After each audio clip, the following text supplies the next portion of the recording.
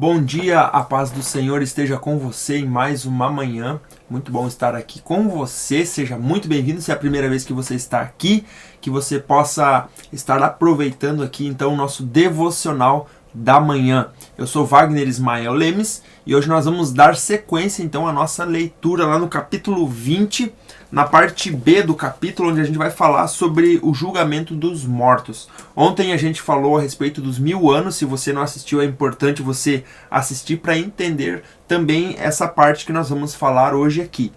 Então no capítulo 20, versículo 11, diz assim: Depois vi um grande trono branco e aquele que nele estava assentado. Quem era? O próprio Deus, sentado num trono, né?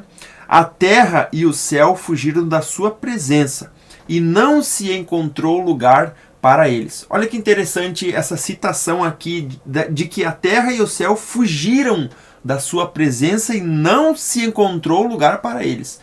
Aqui nós temos uma alusão ao, eu vou usar entre aspas aqui, ao fim do mundo, porque alguns acreditam que o mundo ele vai terminar, né? A gente falou aqui ontem a respeito dos 1000 anos, onde Cristo vai reinar durante esses 1000 anos, e a gente não tem a informação exata se esse reinado vai ser literal aqui na terra, se essa terra vai ser purificada, se esse reinado ele não é literal, ele é simbólico, vai ser nos céus. Então a gente não tem essa informação, inclusive se os 1000 anos são 1000 anos como a gente conta nos nossos dias, né? Mas a gente sabe que tem esses 1000 anos e a terra será restaurada e purificada. Porém, aqui nós temos essa citação de que a terra e o céu fugiram da presença de Deus e não se encontrou lugar para eles. Quando a gente confronta essa informação ali com segundo Pedro, capítulo 3, versículo 19, eu quero ler com você aqui, a gente tem uma ideia bastante interessante. Eu vou ler aqui, ó, 2 Pedro, capítulo 3, versículo 10. O dia do Senhor, quando se refere ao dia do Senhor, é o dia da volta de Cristo, essa questão toda do Apocalipse, né? Virá como ladrão. E aí ele diz assim, ó, os céus desaparecerão com um grande estrondo. Olha só o que está sendo dito aqui nesse texto. Os elementos serão desfeitos pelo calor, e a terra e tudo que nela há será desnudada, ou seja, a terra será limpa, né? Tudo que há sobre a terra será exterminado. Aqui nós temos uma ideia de que a terra passará por uma purificação total e completa, tá? Visto que tudo será assim desfeito, que tipo de pessoas é necessário que vocês sejam? Aqui Pedro está falando, né? Vivam de maneira santa e piedosa, esperando o dia de Deus e apressando a sua vinda. Naquele dia os céus serão desfeitos pelo fogo, e ele fala mais uma vez isso. Os elementos se derreterão pelo calor. Todavia, de acordo com a sua promessa, e aqui entra algo que confunde muito as pessoas, né? Ele diz assim: esperamos novos céus e nova terra onde habita a justiça. Então, quando Pedro ele fala que espera novos céus e nova terra, a gente tem duas possibilidades: que a terra que a gente vive hoje vai ser restaurada, ou seja, ela vai ser limpa completamente e restaurada, e a igreja vai reinar aqui nessa terra no milênio, tá?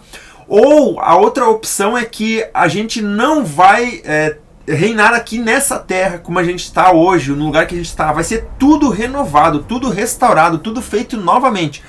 Porque esse texto aqui de Apocalipse diz que a terra e o céu fugiram da sua presença, ou seja, não tinha espaço mais para essa antiga criação. E aí então houve o espaço para a nova criação. Então a gente fica aí com essa ideia que não se tem aí uma informação concreta do que seria isso exatamente, se a gente vai estar aqui nessa terra, se o céu futuro será aqui ou não, se a gente vai habitar nos céus onde está Deus, enfim. Aqui nós temos uma certa dificuldade de interpretação que até o presente momento não se tem uma ideia exata, tá? Continua dizendo assim: vi também os mortos, grandes e pequenos. Aqui é uma alusão a todas as pessoas, de forma universal. Grandes e pequenos refere-se a todas e qualquer tipo de pessoas. Em pé diante do trono, e livros foram abertos. É como se fosse um julgamento. A pessoa está lá em pé como réu, sendo julgada. O outro livro foi aberto o livro da vida. Então a gente vê aqui duas espécies de livro. O livro da vida, que é um livro da vida, e os livros que provavelmente se refere ao livro da vida de cada pessoa de forma individual. Lógico que a gente não literaliza esse livro, não é um papel escrito com caneta, tá? Mas aqui a ideia é que tudo aquilo que nós fazemos está registrado em um livro específico, que refere-se à minha vida, à tua vida. Você tem um livro escrito e eu tenho um livro. E existe o livro da vida, onde o nosso nome está escrito ou não. Aí que está o grande detalhe. Aquele livro contém o nome daqueles que estão salvos, que morreram salvos, ou daqueles que serão salvos, tá? Os mortos foram julgados, e aqui entra algo muito importante, de acordo com o que tinham feito, segundo o que estava registrado nos livros. Olha só. E aí a gente bate aqui com o texto de 2 Coríntios capítulo 5, versículo 10, que diz assim: pois todos nós devemos comparecer, lembrando que aqui Paulo está falando para a igreja, tá? Nesse texto ele está falando para o povo de Corinto, para a igreja de Corinto. Todos nós devemos comparecer perante o tribunal de Cristo, para que cada um receba de acordo com as obras praticadas por meio do corpo, quer sejam boas ou quer sejam más. Então aqui há uma referência muito direta à questão do julgamento. Todos nós seremos julgados. Porém, aqui nós precisamos entender uma certa diferença que existe entre o julgamento dos santos e o julgamento dos ímpios. Tá? O julgamento dos santos é para que cada um receba o seu galardão. E também será julgado conforme aquilo que fez, fossem coisas boas ou más. Porque como nós somos pecadores, nós fazemos coisas más também. E seremos julgados por isso, para que cada um receba de acordo, ou seja, o galardão que cada um vai receber vai ser de acordo com aquilo que fez com o corpo aqui nessa terra. Porém, os ímpios serão julgados em relação à salvação. É outro quesito. Então, aqui nós também entramos numa questão que eu comentei até ontem a respeito do Hades, que é o inferno, né? Então, o Hades é um lugar intermediário onde ficam o espírito das pessoas, tá? Aqueles que já morreram, o espírito, aí entra o grande detalhe, os ímpios, eles estão nesse lugar.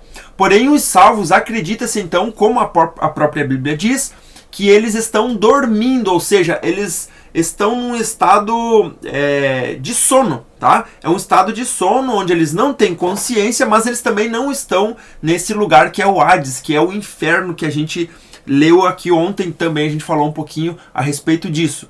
Porque o Hades é um lugar onde estão as almas aliás, o espírito daqueles que já morreram, porém serão julgados. Porque o texto aqui que nós lemos ontem diz assim: o restante dos mortos não voltou a viver até que se completaram os 1000 anos. Então, quem seriam esses mortos? Os ímpios. Porque aqueles que ressuscitaram com Cristo reinaram durante 1000 anos, que seriam os salvos, tá? Eles morreram, né? Foram muitos aqui, como diz aqui, foram decapitados por causa do testemunho de Jesus. Eles morreram, mas eles não foram para o Hades. Eles ficaram no estado de sonolência, né? O espírito estava...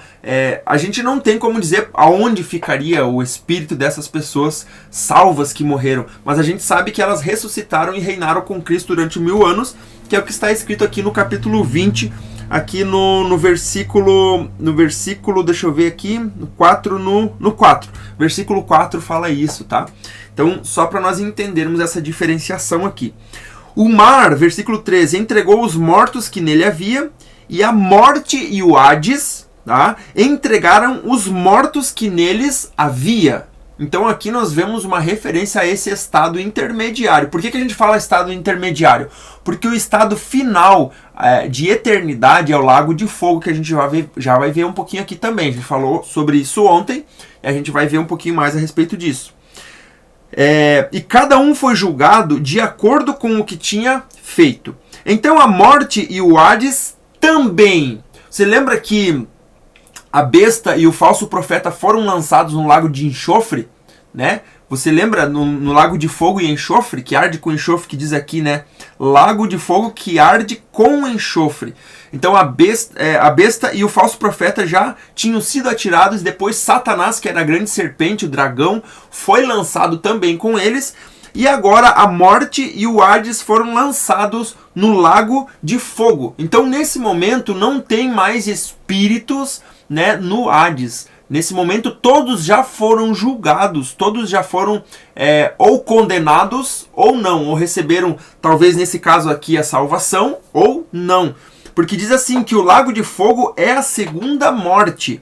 Aqueles cujos nomes não foram encontrados no livro da vida, então aqui, esse julgamento é para que aquelas pessoas, os ímpios que não creram em Deus, eles também vão ser julgados de acordo com aquilo que eles fizeram.